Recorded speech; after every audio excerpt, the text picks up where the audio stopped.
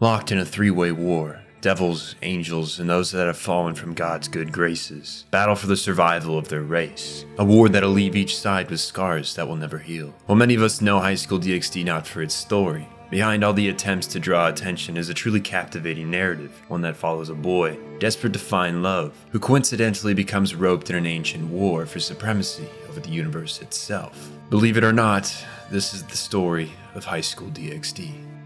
In a realm where time lacks meaning for the immortal, the three great factions, angels, devils, and fallen angels, have always faced small skirmishes, battles solved in a matter of weeks. But this time, total war envelops these lands, yet no victor came from this conflict. God was slain, forcing St. Michael to take the throne of heaven. A large cover-up campaign was put into place to avoid losing believers to their cause. The devils lost their 4 great saint and leaders, and of the 72 royal pillar families that made up their kind, half were eradicated, their race too, facing extinction if the war was to continue. As for the fallen angels, their place in the conflict was always a tad unique. Angels that had walked off the path set out by God would find their wings turning black, their place in heaven taken from them. In lust for vengeance and power, they joined as the third force in this war, and lost just as much as the rest, though they faced the extinction of their kind just as the others do. There were factions that wished to continue to the very last man. One fallen angel, Azazel, stepped up to claim they would seek diplomacy with their opposition, the angels, devils, and fallen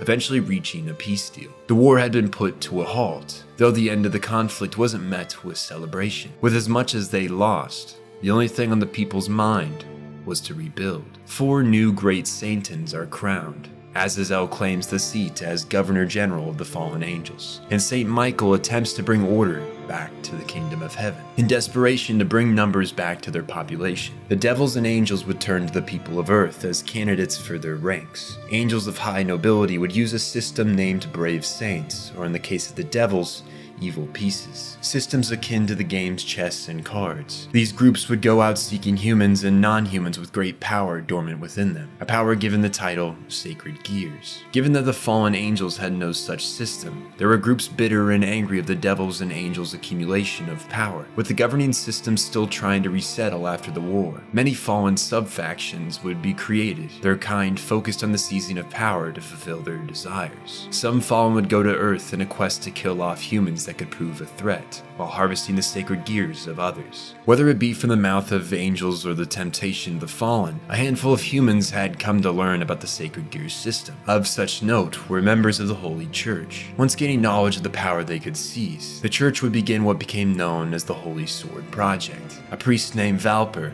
would work on artificially creating Holy Sword users, young orphans becoming his lab rats. The results that came from the test were considered inconclusive, and in order to hide their crimes against humanity committed on these children, those beneath Valper were instructed with gassing the children and disposing of their corpses. In the chaos of the massacre, a lone boy was able to escape the church, fleeing through the woods that in the dead of winter were caked in white powder snow. While he was able to successfully flee, the poison he had ingested was quickly setting in. As he fell to his knees in the snow, a young girl with crimson red hair and blue-green eyes stood before him. In his final moments, he wished to live. Thus, the girl granted his request. The lone survivor of the Holy Sword Project became Rias Gremory's first knight.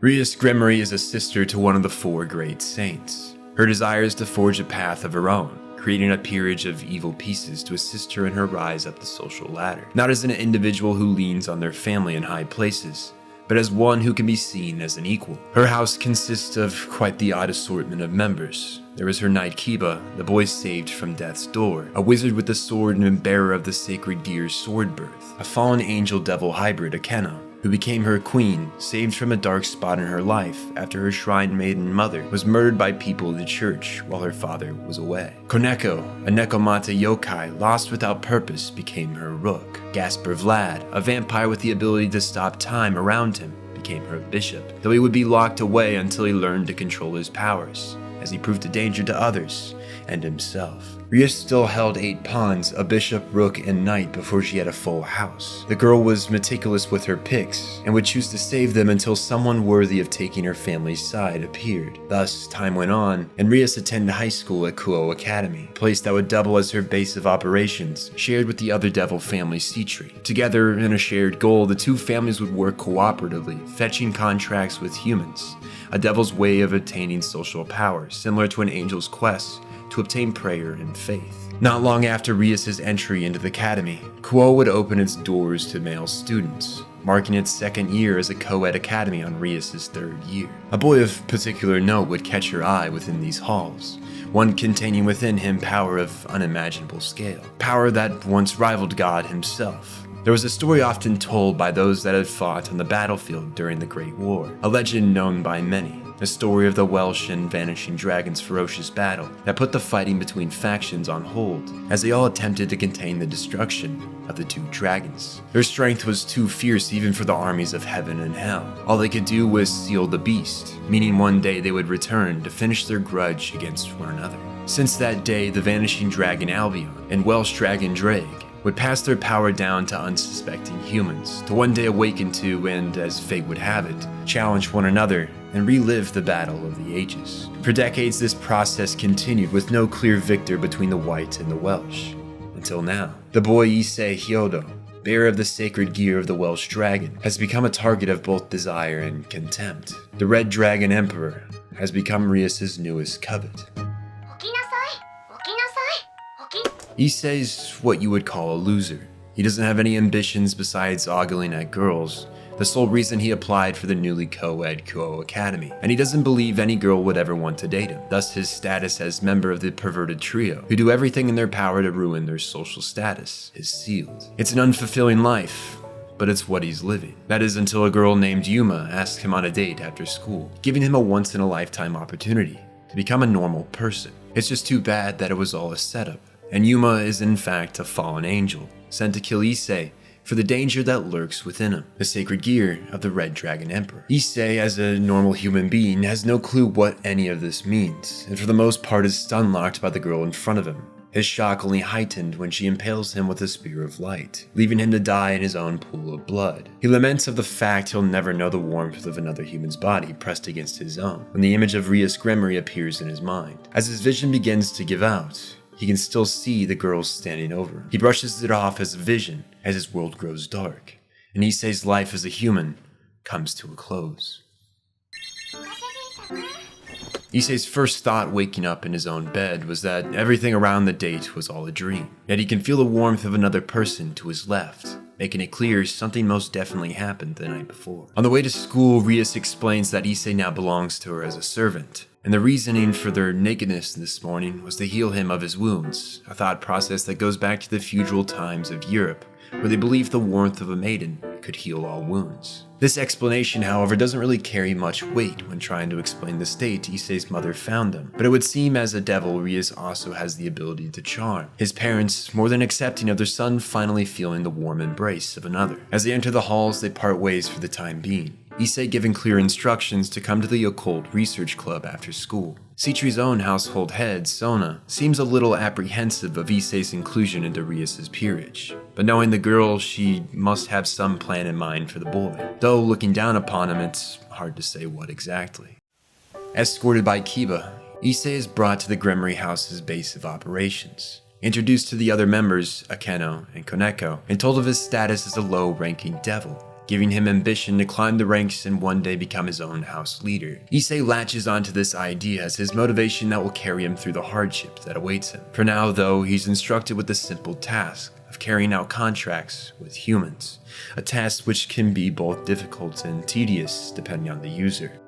To be completely honest, there's a lot Issei still lacks in understanding, like the persistent hunt he finds himself prey to. The fallen angels yet again track the boy down in an attempt to kill him, and in desperation to live, Issei awakens a fraction of his power, summoning his sacred boosted gear. The fallen angel retreats for the time being, off to report this finding back to command, and Issei goes about the rest of his night, That is, until the next day, when he makes friends with a priestess. Aja, having been transferred to a church within this town as a punishment for healing a devil with her power, a sacred gear that uses healing magic, stumbles into yet another devil, and the two spark a friendship. Issei shows her the path to the church she must go to, and returns to school to report this to Rias. His master scolds him for getting involved with a member of the church, their kind potentially dangerous even in these times of peace following the Great War. Regardless of this new friendship, danger seems to follow the boy wherever he goes. On his typical devil contract route that same day, he stumbles upon a trail of blood within the contact's house. In a crumbled mess before him lies the man he should be meeting.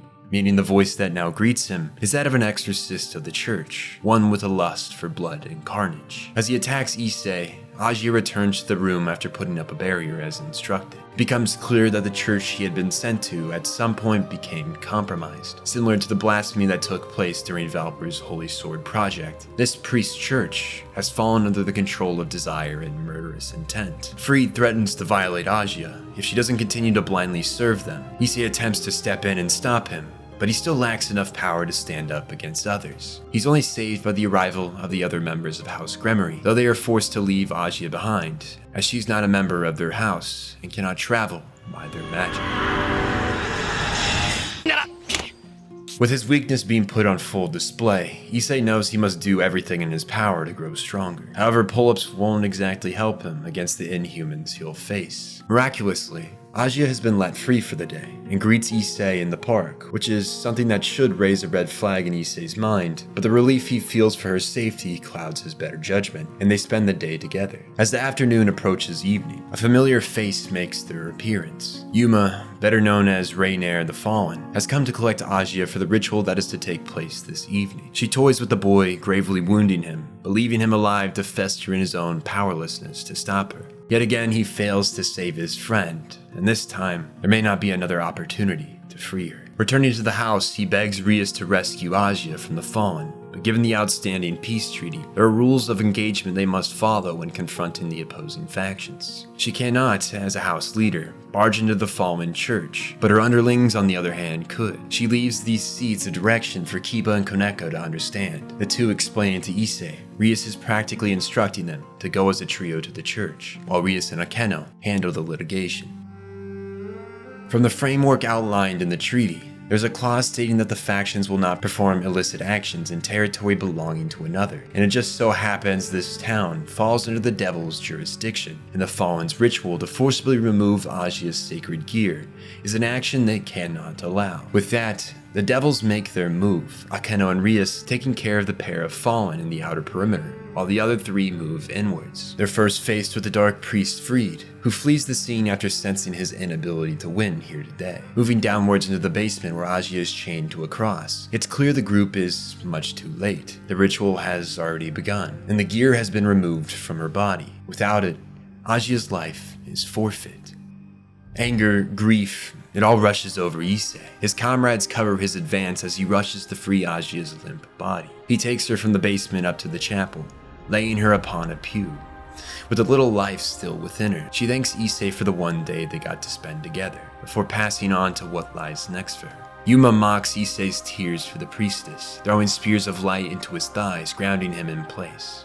She continues to taunt him as a weakling, when the desperation to punish the woman who took the life from a girl so innocent evolves Issei's powers yet again. When the cards are stacked against you, and there's nothing to lose, there are infinite possibilities waiting for you to take action. Issei raises his hand against the girl who gave him his first date, plucking the wings of this fallen angel, grounding them to the earth's crust. Rias enters the chapel and congratulates her pawn on defeating his past. Yuma becomes desperate, sensing the walls closing in, and tries to appeal to Issei like she did on their first date. He looks down upon the fallen in pity, but not enough to think of sparing this creature from retribution. He asks his master to remove her from this world. The fallen angel is annihilated by the crimson flames of the Gremory air. Only the feathers from her wings remain, whirling around from the force of the flame's emissions. Rias takes the sacred gear from the ash of the fallen angel, returning them to the priestess, and reviving her to this world, not back to her life as a member of the church, but as her second bishop. Issei looks to his master in admiration of her sheer compassion for her house members. The consideration she has shown Issei around his desires to save this girl will never be overlooked. He swears his undying loyalty to the woman. No matter if there comes a day when he begins his own household, he will always in his heart be her loyal pawn. Life continues on with the normal shenanigans that follow Issei's very existence. Aji attends school with the rest of the devils at Kuo, and takes residence in Issei's family home without much persuasion needed for his parents. It's bliss for a few weeks, before reality once more rears its ugly head. It's not uncommon for Rias to come visit Issei and stay the night with him, but this time she wants more than to just sleep with one another. Issei becomes confused by her push to advance the relationship, but everything's made clear by the Queen of Lucifer himself. Rias' father has organized a marriage to help stimulate good relations between the pillar families of the underworld, offering his daughter's hand in marriage to the heir of the Phoenix household, Ryder. He's instructed Rias' brother, Sir Zex, to organize the entire thing. Thus his queen Graphia has come to collect Rias. The following day at their normal after-school meeting, Rias informs her family that her hand has been offered up against her will. Ryder appears in the club room, mocking the group and fanning his own ego, while Rias continues to press that she will not be taking him as her husband. Queen Graphia offers they settle this with the out Rias' brother had created for his sister if she chose to escape this planned marriage. If her household can win in a raiding game against Ryder, then by the decree of one of the great Satans, she can dissolve their father's marriage agreement. They're given a 2-week period to train before the game, though that may not be enough time to get their 2 newest members up to fighting strength.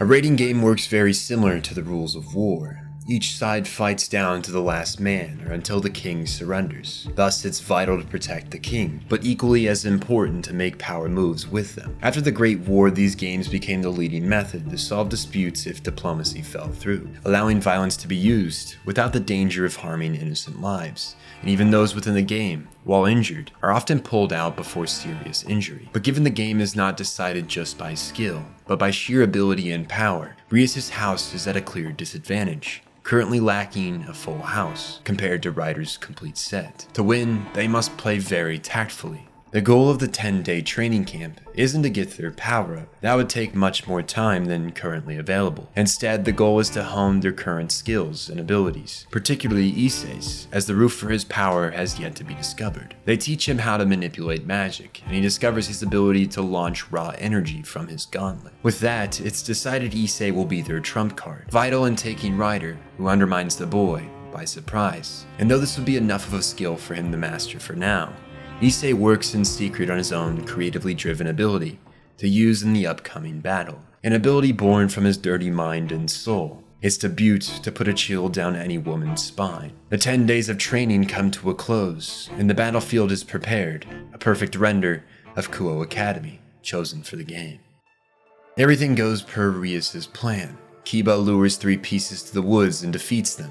Koneko and Issei take on a rook and 3 pawns, taking the upper hand with Issei's newest ability, Dress Break, that leaves his opponents stunned, being rendered naked and giving them a free opening to strike. But this is where their luck runs out. Koneko is rendered unable to fight after taking a direct strike from Ryder's queen, sending their front line into chaos. Alongside Kiba, Issei is able to defeat nearly all remaining pieces, but not without a price. Given their household name Phoenix, these players have access to a potion that can cure any wounds, remove all fatigue, a potion named Phoenix Tears, a vial so powerful there's a limit put upon their usage of 3 per game. Akeno loses to Ryder's queen after she uses such a flask, and Kiba in his exhaustion becomes her next target. Issei has left the final soldier between Ryder and his soon-to-be wife, the Phoenix Head ordering his queen to step back.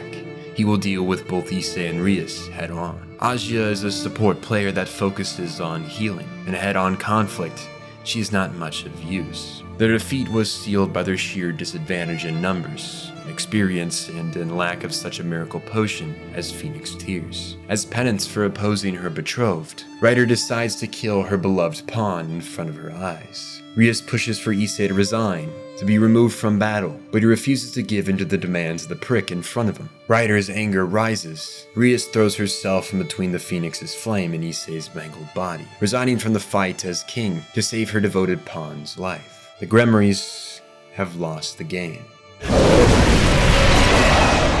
From the burning flames of his passion awakens the Welsh dragon, pleased with his vassal's desire for strength and headstrong attitude. He formally introduces himself to the young lad, speaking of the great strength Issei will wake as he grows stronger. In his current state, he can only handle so much of the red dragon's powers. To use it to its full ability, he must better himself. But Issei knows he has not the time to train if he's to stop Rias' marriage. He begs the dragon to give him a way to harness a fraction of its power, at least enough to stop Ryder. The red dragon knows of a way, though it isn't without a cost. Issei must give up a hand to the dragon in order for him to bear the strength of the Emperor for a mere 10 seconds. That is the most he can hope to muster in his current physical ability, but it may just prove to be enough. Issei has a wedding to crash, and it just so happens Lucifer himself desires to assist. Rias' brother sends his queen to escort Issei to the wedding party, a gift of entertainment to the soon-to-be married.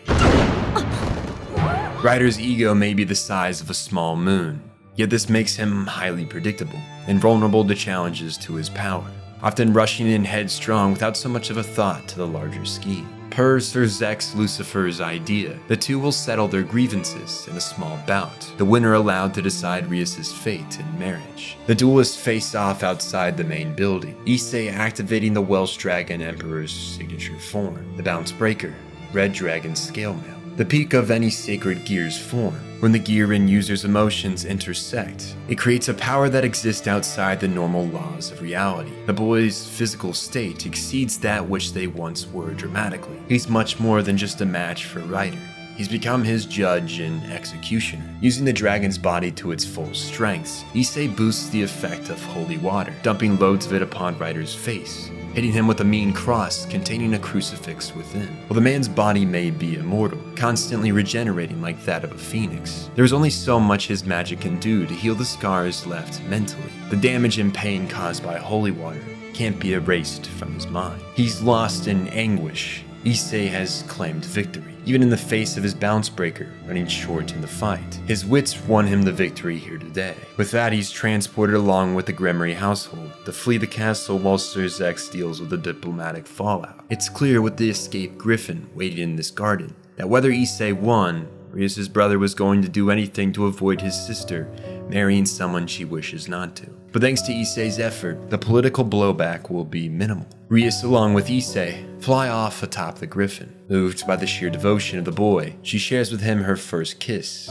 as they fly beneath the moonlit sky. Arriving back to Earth, Rias states she'll be moving in with Issei as well, much to Asia's disdain, now having direct competition for Issei's attention. The Hyodo parents are more than happy to welcome another girl into their home, and all would seem to be resolved. That is, if the Gremory member's past didn't rear its head. The trauma of Kiba's upbringing comes to haunt him, as the remnants of the Holy Sword Project, the people that killed his fellow lab rats, have shown themselves to still be active. Kiba is led on a quest for vengeance, to bring peace to the souls of the fallen. He'll do anything to slaughter Valper, the man behind the slaughter. It is said the holy sword known as Excalibur was shattered in the Great War, its fragments scattered across the realm, falling into the hands of various users, some good, others not so much. 7 of these swords are believed to exist, only 3 currently under the control of Heaven, 3 others stolen by unknown forces. Kiba's not the only one seeking the remains of the failed experiment. Saint Michael has sent out his own servants to round up the stolen swords of Excalibur, the 2 wielders under their discipline, perfect for the job. Kiba, however, is the first to run into one of the stolen holy swords. Priest Freed, the man who escaped the chapel during the Fallen Angel incident, has returned to roam the streets of this town, killing those which he feels deserving. Kiba challenges the priest, overpowering him in an ability, but Freed once more uses escape tactics to avoid being killed off just yet. Kiba is left to wallow in his own self-pity, as rain leaves puddles on the concrete streets. Maybe flying solo wasn't in his best interest. The knight's unknown whereabouts are a cause for concern, though they are no surprise to the house master. Rias knew Kiba's past would be a vulnerability in the boy's character. Having never found peace with it, it's always lurked within him, haunted his every living moment. Survivor's guilt is a hell of a thing. It's not easy to shake the feeling someone else should have been the one to live. Entering through the doors of the club are 2 servants to the church, Zenobia and Irina, devout believers in God who know not of his death.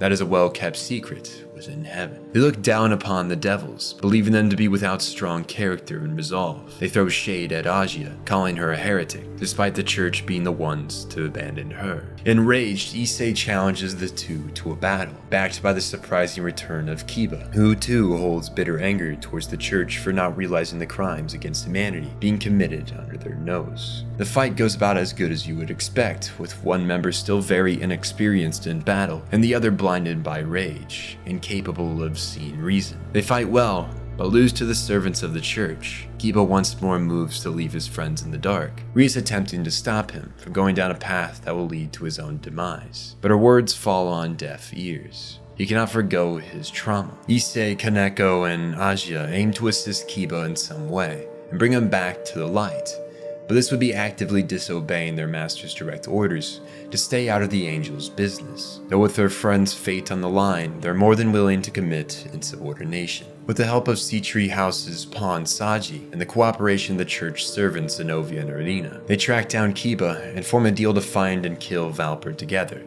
After all, they're after the same thing. The more of them there are, the better chance they have at succeeding. They track down Valper, who has aligned himself with Freed, though they are unsuccessful in finishing the fight here. The alliance is then divided, with Zenovia, Kiba, and Irina chasing after Freed, while the others are left to pay for going against their master's word. Rias is light with the punishment given. She understands why they were pushed to assist Kiba, and what they've unearthed is nothing short of game-changing. With the knowledge Valper and Freed have aligned with the Fallen Angel faction, acting similar to Yuma's group, without the approval of governing Commander Azazel. This has become a threat to Devilkind and worthy of their involvement, though it would seem they don't need to search for the conflict, as it comes knocking once again at their doorstep. Kuo Academy once more turns into a battleground. Faced with peace, Kokabeel believes such an idea was below the fallen angels. To him, his kind was far superior to the devils or the angels. Had Azazel not agreed to the peace negotiations, they could have stomped out the pure angels. Yet Kokabeel's pleas for bloodshed were ignored, and peace came. But now he will overwrite all that Azazel has achieved. With the stolen Excaliburs, he'll have Valper launch off a great amount of energy, rendering this town ash, forcing the devils to make a play against the fallen, and with the death of a great saint and sister in her peerage, incite the collapse of peace. Gremory House makes their move against the former fallen general, but his might is overpowering, his battle experience longer than the time they've been alive. He mocks them from his throne, pitying their weakness. With the emissions of great energy from the school, Kiba was drawn to the area, met with the man of his past. He launches blow after blow, but it's met with heavy resistance. Valper had ripped the genes from the test subjects who had the ability to wield holy blades, crystallizing their essence in a stone so that he could finally realize his dream of smiting his foes with the remnants of Excalibur. Pushed to his absolute limit, Kiba's sacred gear aligns with his strong passion to avenge those that have fallen. The souls of his comrades take his side, pushing him forward. His blade transforms to one bolt of light and darkness, a balance breaker that takes the name Sword of Betrayal. Kiba defeats Valper's assistant Freed, but before he can deliver judgment to the priest that caused him so much anguish, Kokabeel strikes the man down, becoming interested in the new developments occurring on the battlefield. From violence and desperation comes evolution and opportunity. He wishes to bring out the true abilities of these devils. He gets up from his chair and drops to the ground below. Zenovia takes Kiba's side, wielding the holy blade of Durandal, and in unison they attack the fallen angel. Their strength alone is only enough to scratch the man. In an annoyance, he admits to the servant of the church that despite the strength she uses to serve heaven, her god is already dead. She has been praying to a being that no longer hears her pleas. The Gremory House is left in shock as well, uncertain what to make of this revelation. That is, everyone except for Issei. Disinterested in the fate of God, Issei takes point, planting himself between Kokabeel and the future of war he so desperately wants to bring about. He asserts his role to defend the king of his household, and with both passion and lust flowing through him, his sacred gear once more evolves into a grander gauntlet. Kokabeel becomes interested in the boy's ambition when the seal surrounding the school crumbles. From the sky comes the White Dragon Emperor Valley, asked as a favor for the Governor General Azazel to detain Kokabeel for his crimes. With ease he eliminates the threat, his attention turning to his sworn rival. The Red Dragon Emperor stands before him, but as fate would have it, their battle will not be today. Valley senses Issei is not strong enough to make for an interesting fight, and so Drake and Albion vow to settle their feud another time. With the knowledge that God has died, Zenovia's excommunicated from the church. The possibility she could leak this information, too dangerous to let her stay within the clergy, and so she decides to give her sword to another. She becomes the Grimory House's second knight. Edina returns to HQ alone, believing Zenovia has betrayed her for the devils, unaware of her banishment. As for her to know of God's death, would lead to her dismissal as well. Issei becomes aware that his one reoccurring client within the devil contract business has actually been Azazel the entire time. He had no malicious motives getting close to Issei. He was just interested in the boy and his powers. Additionally, Issei helped him keep tabs on Kokabil. Unable to act directly, due to his status in town may be seen as a threat, he sent Valley to act on his behalf. He tells Issei to grow stronger, for at his current state, if Valley did not step in, he would have surely died alongside his comrades. The two will meet again soon. With all that has happened, a leaders' summit has been called between the three factions, and its location will be none other than Kubo Academy. Leading up to the summit, Sir Zex has decided Rias to be ready to learn how to help Gasper, her bishop that has been a shut-in for the past several years or so, to come out from his hiding hole. Given his aversion to people and lack of control over his very dangerous power, helping this femboy master freezing time will not be a simple task. Yet somehow, such a duty falls on the pea-brained Issei, who quickly bonds with Gasper as a fellow man, and together, they're able to miraculously make progress. As the leaders begin to gather in town, Akeno is tasked with taking Issei to meet Saint Michael, who has asked to speak with him in his presence. The Archangel presents Issei with the holy sword Ascalon, the Dragon Slayer, as a gift to stimulate good relations between devil and angel. He hopes, given Issei's relatively weak ability, this may help him gain an edge against any enemy that may attempt to threaten peace. Michael notes how it was only with the red and white dragon's ferocious battle that the three-faction war was stopped. Without that break in the fighting, there's no telling when they would have been able to come to their senses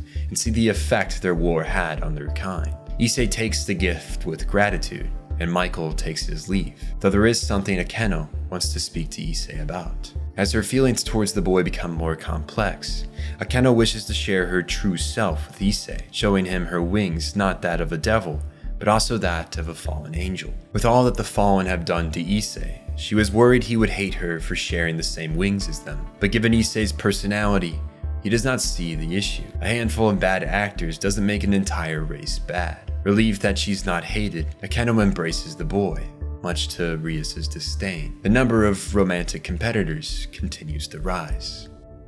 Given their involvement in the defeat of Kokabil and his priest agents, the Grimory household has been asked to attend the summit, as has the Dragon Emperor Valley and Edina alongside Saint Michael. The Sea Tree House Great Saint and Leviathan sits alongside Lucifer. Countless soldiers from each of the factions line the skies outside. The weight of the summit slowly becomes clear. The devils pull no punches, questioning Azazel on Kokabil's actions. He makes clear he had no clue what the man had planned, though he had been keeping an eye on him under the impression he had something he was hiding. Regardless, he insists that they just make peace already, as no one here is interested in making a big fuss over something that was solved in the end. Their conversation is quickly interrupted by the freezing of all time around the academy. It would seem a group of cult leaders have raided the building and seized Gasper, forcing him to use his ability. The effect is negated for those of superior strength, those who wield bounce breakers, and the older, higher class faction leaders, unaffected by time. In irony, given their earlier statement to Azazel, the one behind the attack is a descendant of the old Great Saint in Leviathan, similar to Kokabil,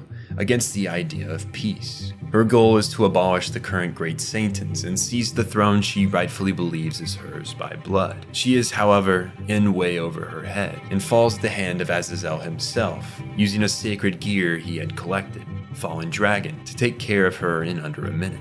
As the lower soldiers are quickly dispersed, it would seem as if the ambush was half-assed. But as Valley comes to the battlefield, it's clear the man used this group as cannon fodder to set the stage for a battle he desires against the Red Dragon Emperor. Valley's descent becomes public knowledge, his father being one of the 4 former Great Saintans, which would normally remove the chance for him to be born with one of the Great Dragons, but due to his mother being human, his very existence lives between the lines of the laws that decide an emperor. Regardless, his blood, both containing the vanishing dragon and old Sainton blood, makes him likely the most powerful emperor to ever be. A cruel twist of fate for Issei, the weakest emperor of all time. In an attempt to bring out Issei's potential, Valley threatens the livelihood of his family and friends, forcing him into a skirmish to decide once and for all the king of the dragons. Entering into Bounce Breaker, Issei takes to the sky, easily being overpowered by Valley. He's able, with a sword gifted to him by Michael, rip a chunk from Valley's armor, and in desperation, absorb the power that the vanishing dragon supplies.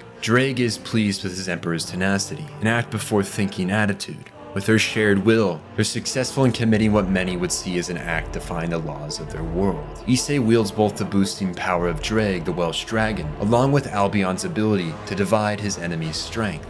Issei's gamble may have cost him a few decades off his lifespan, but for the power now at his disposal, it was more than worth the risk. Seeing the extent Issei will go to defeat him, Valley takes his own gamble, attempting to divide the dimension they exist in altogether, in turn creating a black hole where they stand. If he's successful, everyone here will likely die, so Azazel uses Issei's lust to their advantage, informing him that Valley's division will reduce the size of Rias's bosom tenfold.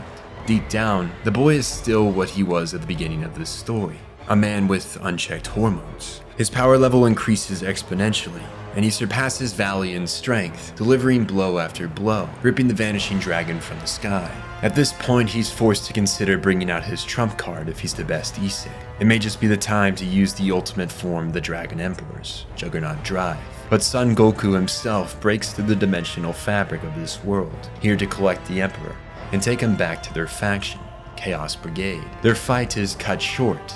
They'll have to finish this another day. With his departure, things wrap up for the leaders' summit, though it may not have went the way anyone had planned for. Nonetheless, it ended the same, if not better.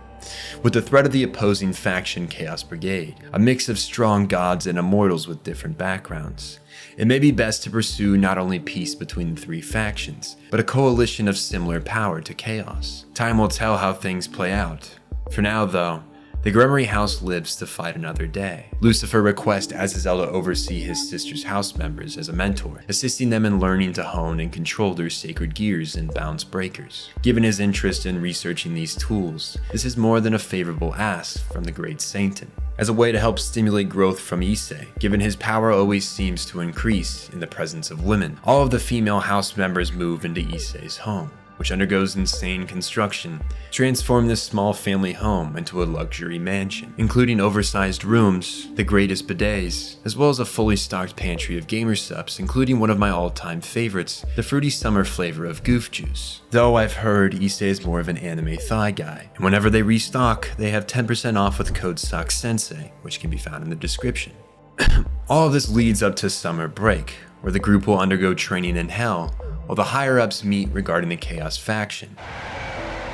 The rising threat of chaos is met by the alliance between the three factions, along with the creation of a coalition between mythologies. Norse, Greek, Roman, you name it, they're coming together. There are those within each of these groups against the alliance, those even joining the ranks of chaos and defiance, but that's an unavoidable complication. The Gremory crew each goes through selective training, honing their individual skills. Issei's more of a survival game than a training experience. The reincarnated dragon devil Tannen becomes Issei's training partner, chasing him through the forest until he can awaken Bounce Breaker on command. The training for the members continues up to the day set for the high nobles of the factions to make a diplomatic deal with Odin on aligning against the Chaos Brigade. The negotiations are cut rather short by an invasion of chaos, kingpinned by Loki himself to stop the signing of the treaty. Meanwhile, Issei has found himself wrapped in a reunion of sisters. Koneko's older sister, Kuroka, has aligned herself with Chaos and come to retrieve her. Sensei Koneko's fear of her sister and desire to stay with the family she made here, Issei is able to summon his Bounce Breaker in order to protect the Nekomata. He fends off Kuroka long enough for Loki to be banished from the halls in the castle, forcing the Black Cat to retreat before more powerful forces lend Issei their aid. Odin takes full responsibility for the actions of his son and agrees to the terms of the alliance. The first order of their new federation will be to defeat Loki, who has been banished to a dimension for the time being. Set to break free from the imprisonment,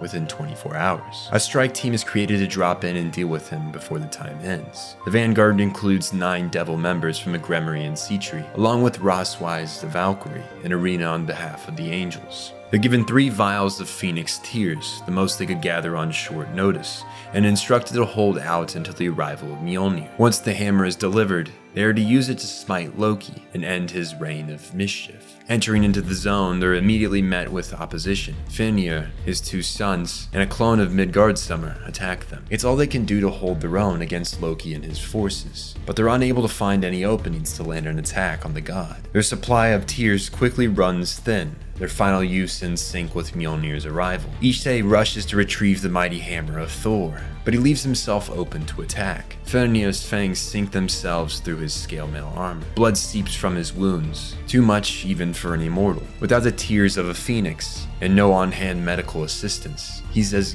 good as dead. Enraged, his allies attack the monstrous wolf. Rias makes a vow to avenge her beloved, turning her eyes towards the god of mischief, who smiles at the sight of the girl's fury. The tides of war turn from this sense of desperation and inevitable defeat when a third party takes the undying Fenrir off the battlefield. Kuroka, alongside Arthur, teleport the wolf under the orders of Valley, leaving Loki to his fate against the Vanguard squad. While distracted by the betrayal of his own allies, Rias discovers a vial of tears Issei had on him, a gift from the Phoenix family's youngest, as a token of her appreciation that he spared her older brother. Issei becomes rejuvenated and delivers the final blow, sending Loki to his icy prison in Niflheim. One threat still remains rampant on the battlefield: the serpent clone of the great beast Jormungandr. As it races to attack the survivors, the great devil Sairoarg slays it with one strike of his fist. The second strike team has finally arrived, though it seems their help was not all that needed. Curious of who defeated the great god of the north, Sairoarg's attention turns to the Red Dragon Emperor. He tells the boy he'd love to fight him on the field of a raiding game one day, for the title of the strongest devil, seeing him as an equal for the deed he did here today. Issei and him form a friendship fueled by rivalry. Yet another opponent of top-class strength awaits his ascent. With summer break coming to a close, so is their training in hell. The Gremory house returns to Earth, hopefully for once able to attend a semester without the school being attacked by a terrorist faction. With the help of Issei, Akeno is able to reconcile with her past, as well as her fallen angel father, who had distanced himself from the girl after she claimed to hate his very being. Akeno realizes with Issei's help that it isn't her father's fault her mother died, and he was equally as broken after the events. Had he made it back just a little quicker, he could have saved both their lives, but he'll have to live with that failure, though he succeeded in saving their daughter. Akeno makes her father a lunchbox as a bridge for their relationship, as he sits down on the train home, unwrapping the meal, commenting on the similarities of his wife's cooking.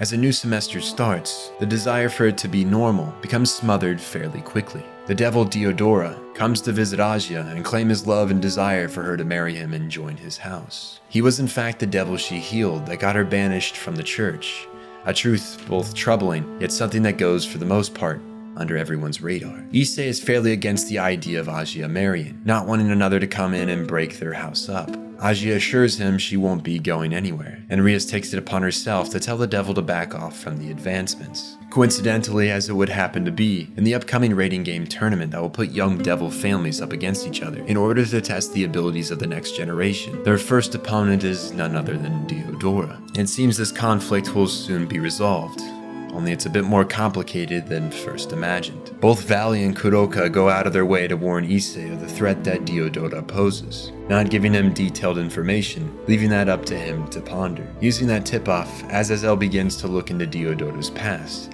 and realizes something rather shady. There's a large possibility the boy has aligned himself with the Old Satan faction, the group of devils that believe the war should not have ended, and those in the great Satan seats should be blood relatives of the originals. They despise the new direction of their kind, and thus, as the raiding game match begins, Diodora lays a trap for the Gremory house, launching an ambush of Old Satan-aligned soldiers, kidnapping Asia for his own twisted desires. Anticipating this move, Azazel sends in a strike team led by Odin to assist the Gremorys while he leads the main force against the larger Old Satan attack. The Grimoire House moves to confront Diodora in the throne room and rescue Asia, faced with a devil's peerage which consists solely of holy maidens and nuns he's personally manipulated and kidnapped, all to satisfy a twisted fantasy of his. He had attempted to nab Asia a long time ago, but due to the level of security around her, he was forced to play the long game, wait until the proper moment to strike. But then Issei and the Grimoire showed up, so he'd have to wait till now to steal her.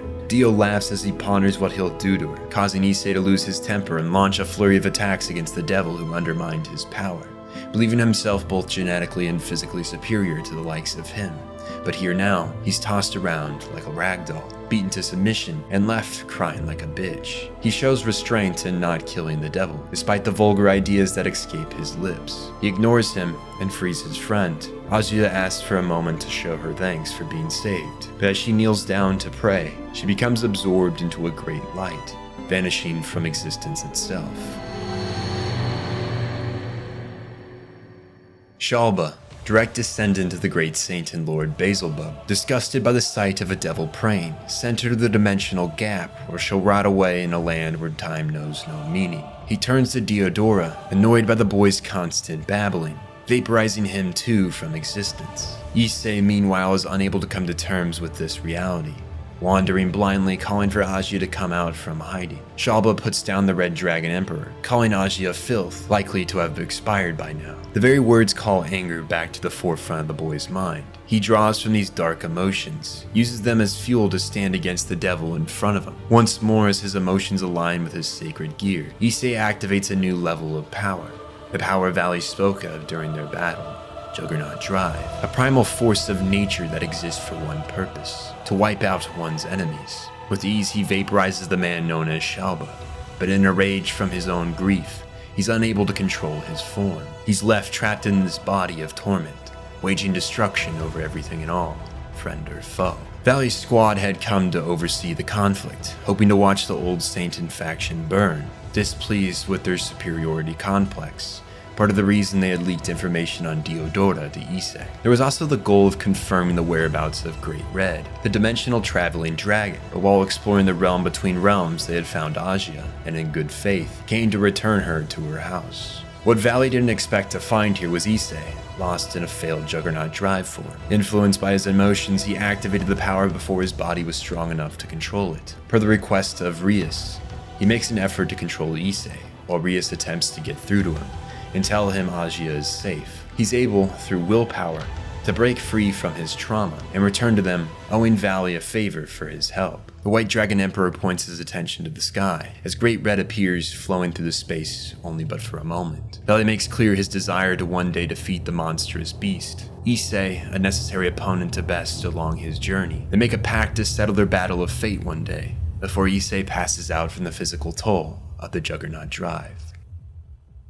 Things return to the status quo in Kuo. Valley goes AWOL from the Chaos Brigade after refusing to become their leader, prompting one of the other inner fractions to step up to the plate, the Hero Faction. A group with the sole motto, kill that which is evil. Fallen angels, devils, and dragons falling into this category. They loathe the Angels' alliance with the two other factions. Thus, they take it upon themselves to eliminate such threats. They turn their eyes once more to the Grimoire family, a group consisting of all three of the evils they intend to destroy. Grimoire House enjoys a few weeks of peace before the second year's school trip to Kyoto, an event only a week before the next tournament match of the raiding games. Their opponent, none other than Sairoarg the Strong, who requests Issei exchange a few blows against him in a friendly sparring match. It becomes clear their levels of strength, while initially seeming to be greatly different, are rather close when Issei becomes serious. Sairoarg makes clear to Issei that he must not hold back against him when it comes time. It would be a great dishonor to their friendship if he was to half-ass this game. They agree to put all at stake, and the two part ways, as Issei travels to Kyoto, faced with yet another ambush preventing him from having a normal high school experience. As a way of extending a welcome to the Grimoire family, the Hero Faction leader Sao informs Issei of their capture of the yokai leader Yasaka, the nine-tailed fox, for an experiment to test how far as mere humans they can go when faced against gods and the like. They will bring out the inner demon in this fox and kill it as it lays waste to the surrounding area. Issei too looks to be an opponent of interest, though their time here today is rather short. He tells Issei to make his way to Nijo Castle if he wishes to free the yokai leader. before taking his leave as two valley-aligned individuals come to divert the hero forces, delivering the message, "Stay out of Valley's way." Despite knowing they're walking into a trap, having aligned themselves with the yokai, this isn't a fight they can shy away from. The Gremory members prepare to take on the force that by all means is stronger and more experienced than they are. They divide their forces to take on their opponents. Issei's mark Cao Cao himself. With the power of his comrades at his side, he's able to fend off the hero long enough for the mythological coalition reserves to arrive. Sun Wukong, the ancient Buddha of Chinese myth, comes to Issei's side. Knowing his strength is no match against Wukong, Cao Cao retreats, being injured by Issei on his way out, causing him to make a vow to end his life one day once he succeeds Valley in strength. The crisis is averted for the time being, the Yokai Nine-Tails saved, and another faction joins the coalition against the Chaos Brigade. The Gremory members enjoy what remains of the Kyoto trip, before returning back to Kuo to prepare for the final act of the raiding game tourney, their battle against the famed strongest devil of their generation.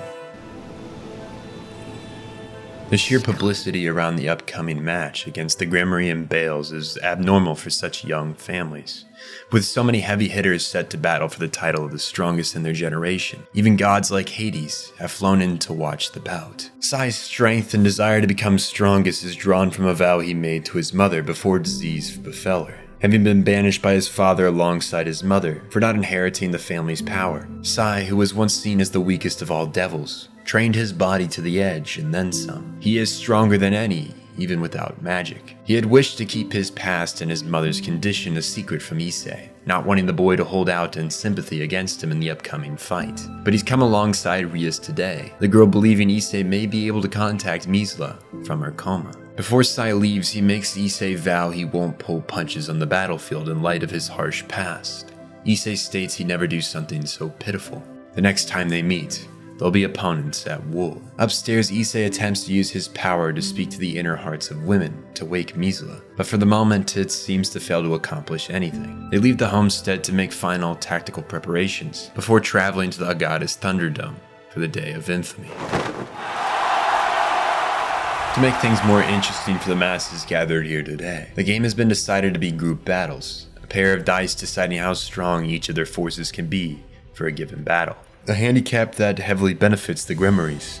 A normal head-to-head would make things difficult with Sai's strength level. He would run through their weaker units with ease. The first round is decided to be knight against knight, Kiba taking the first victory, but not without using one of their trump cards. To defeat the man, he had to use his bounce breaker, Sai now fully aware of one of their abilities. Ross-wise, the Valkyrie has stand-in for Rias' second rook, alongside Koneko take on a knight and rook in the second round, able to defeat their opponent, though through a last-ditch attempt to inflict some form of damage on their Gremory house, able to wound Koneko and remove her from battle. In the third round, Sai attempts a gamble to test the Red Dragon's resolve. He publicly chooses his bishop, whom he says can defeat Issei. Rias decides to take this bait and send her pawn out. On the battleground, the woman attempts to seduce Issei, but in the end is unsuccessful, the round ending in her defeat. The following round is carried by Gasper against the Bale family rook and bishop. His resolve is able to create an opening for Zenobia, though he is retired after obtaining heavy damage. The fifth round becomes a battle between queens, Akeno losing to an opponent that is her perfect counter, Bale's queen capable of redirecting her every attack. Her decision to go out was not in vain,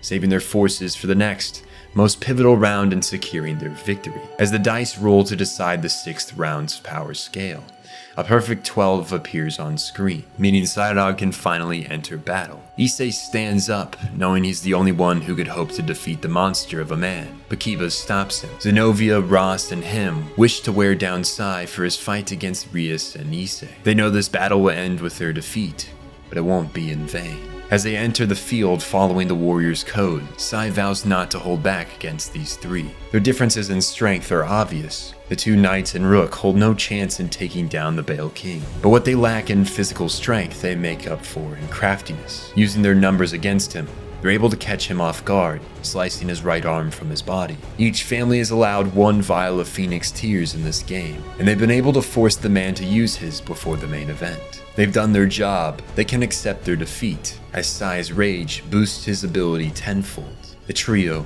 is defeated. Watching his friends take such brutal blows on his behalf begins to pack negative emotions in Issei. As the dice roll a 9 and the Bale Queen once more enters the battleground, Issei goes forth to finish this round as quick as it begins. He was supposed to hold his ability to transfer promotions to his scale mail for the conflict against Sai, but his emotions make him act rashly, forcing Sai to retire the queen before Issei nearly kills her. With only Sai and his pawn remaining, he presents the option to move to the final event, skipping the boredom that would come of the continued dice game, and fight Rias and her remaining 2 head on. Rias agrees to this challenge, and they take to the field.